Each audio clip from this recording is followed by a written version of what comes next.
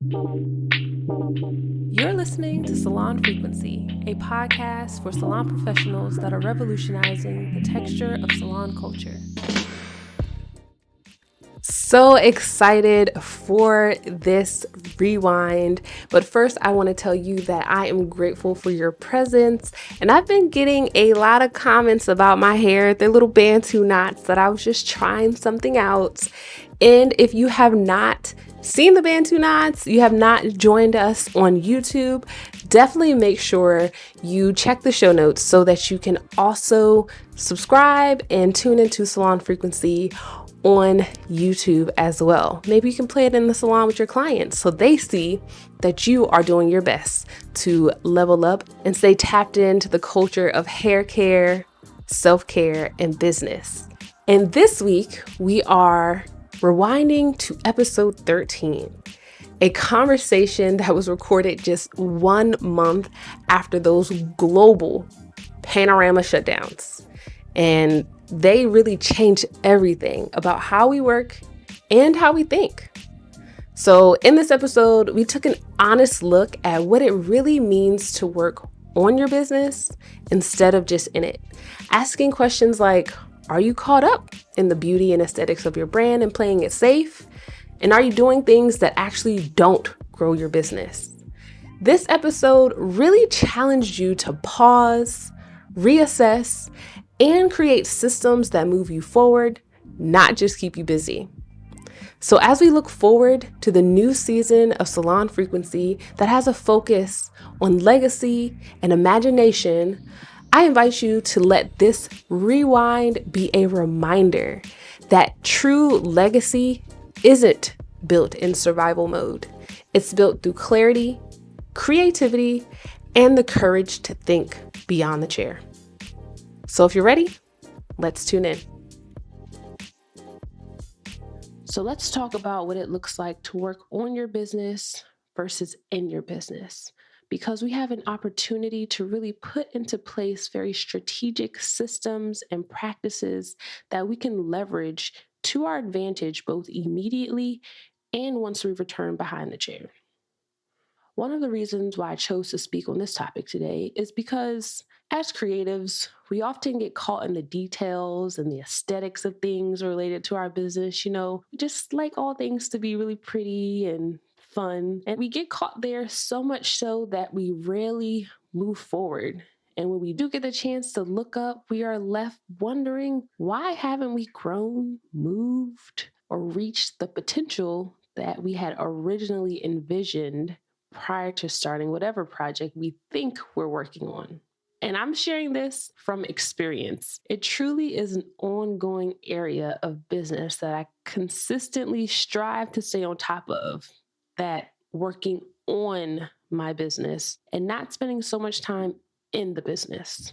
And just so we're clear, let me share just a few common tasks or projects, if you will, that we often misconstrue as things that are going to grow our business, but are really just us maintaining routine habits.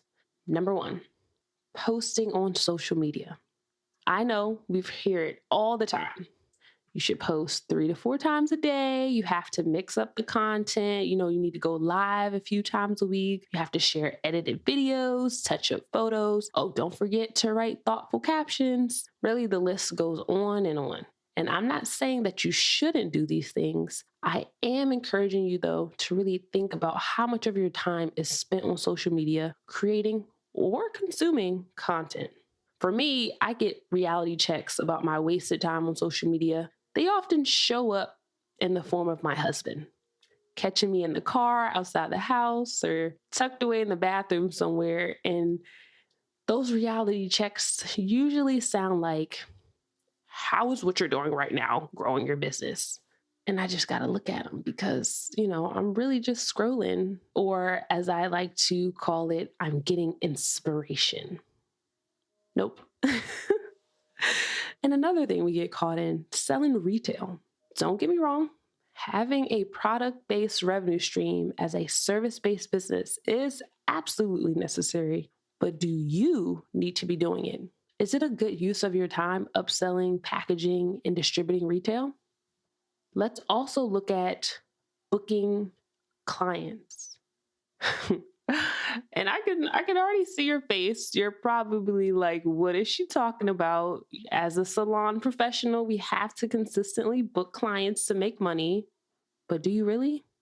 Do you really need to devote your time and energy into booking Janet's appointment, rescheduling Camille's next visit because her kid was sick, or counting the weeks since Ashley's last appointment to keep her on target with her friend's wedding in a couple months? I mean, I could go on with this list, but hopefully you're beginning to see kind of the pattern here.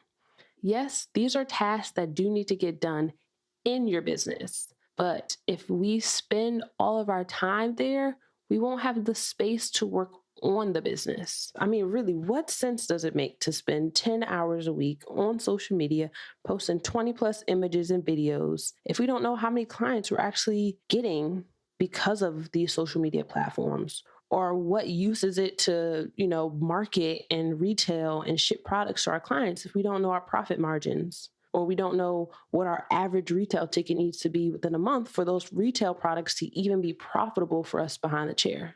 We get 24 hours in a day, less the time that it takes for eating, sleeping, exercising, family, self-care. And what we're left with is the finite amount of time that we have that I would argue needs to be invested wisely in order for us to reach our goals. So essentially, tasks like those few that I just mentioned, they may be better off delegated so that you have time to work on the business. But Jocelyn, what does working on the business look like? Well, I'm glad you asked, and I'll share a few business objectives that I believe you should have on your radar right now after a quick message from one of our sponsors. As a salon professional, you know that if you're not behind the chair, you are not making money. Traditionally speaking, of course, but part of revolutionizing salon culture means that in today's industry, you can create multiple streams of income, especially passive streams of income that make you money while you sleep or shop or spend time with your family. And guess what? Podcasting can be one of those streams. With the Anchor app, you can get started creating your very own podcast for free and start making money with your very first episode because there is no minimum audience size required for sponsorship. Anchor also gives you all the tools directly in the app to record, edit, and upload your podcasts right from your phone or computer. And they'll automatically distribute your podcast on Spotify, Apple Podcasts, and many other platforms.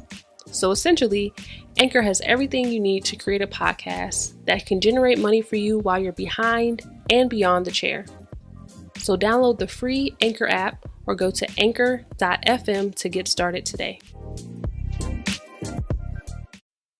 Working on the business.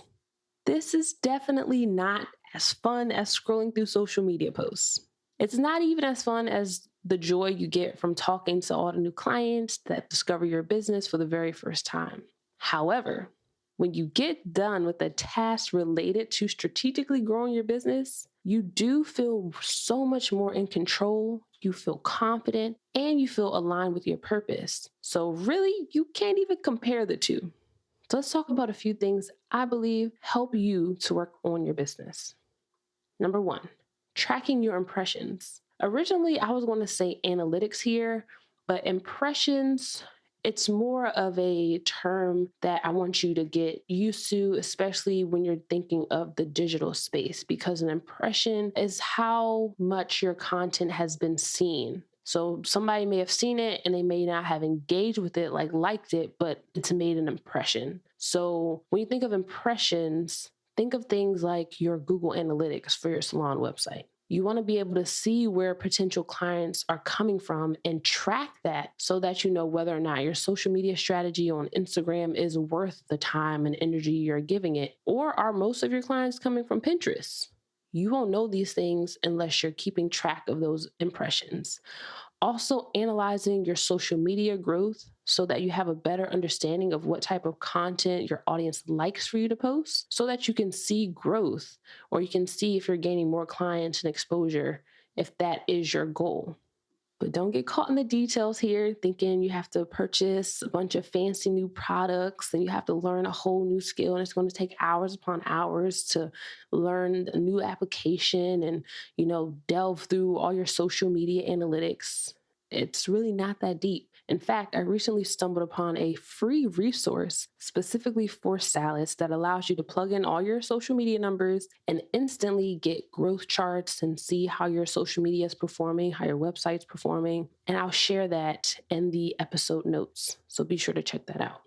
Another area of your business that you can focus on is creating a service calendar. Or at least it's what I like to call a service calendar. I'm sure there's probably some other official name for it, but this is essentially a resource for you to pre-plan and anticipate any sales campaigns that you want to run, account for holiday rushes or any vacations you want to take. It's actually very beneficial for you to create a plan of action for these windows of time in advance so that you're not reacting to the season and feeling flustered, but instead you're participating in that season and feeling the abundance that it brings. So service calendars or content calendars, as some people like to call it, are really, really important, but I would encourage you to create it for your salon business.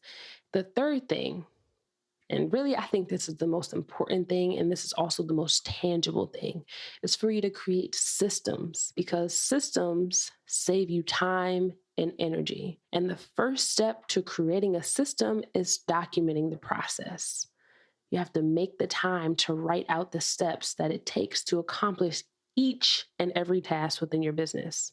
And yes, it sounds like a lot because it is, but you can take it one task at a time. Write out how to do your bookkeeping first, then write out how do you restock all your inventory, or what steps do you take to clean and sanitize the shampoo bowl.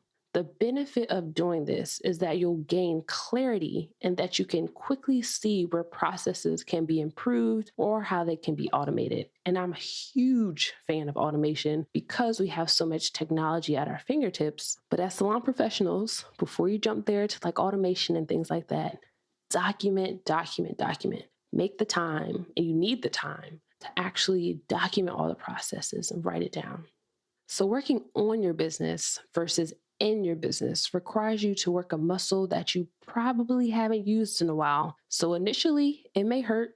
You know how it's going to feel when we go back into the salon. It may hurt to see some things. You may be shocked by the things you've allowed to fall through the cracks over the years, months, weeks, but just keep doing it. Keep showing up for yourself and your business. Just keep it in your mind that the day will come where it will be normal for you to confidently speak to your team and tell them that the social media campaign from last month generated 25 new or potential clients, and it resulted in 30% revenue increase, and salon expenses were kept so low because you had a budget that you stayed on top of, and now you can invest the profit into some upcoming training. And as a reminder to the team, we're anticipating a surge in the average sales ticket next month because of, insert whatever trend you discovered by reviewing your past sales.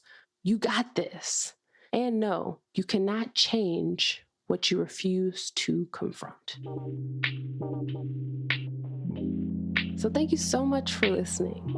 If you learned anything from this episode or were inspired by anything I shared today, please consider leaving a 5-star rating and review on Apple Podcasts. And don't forget to check the show notes so that you can visit salonfrequency.com and join the vibe, an email newsletter that keeps the conversation going.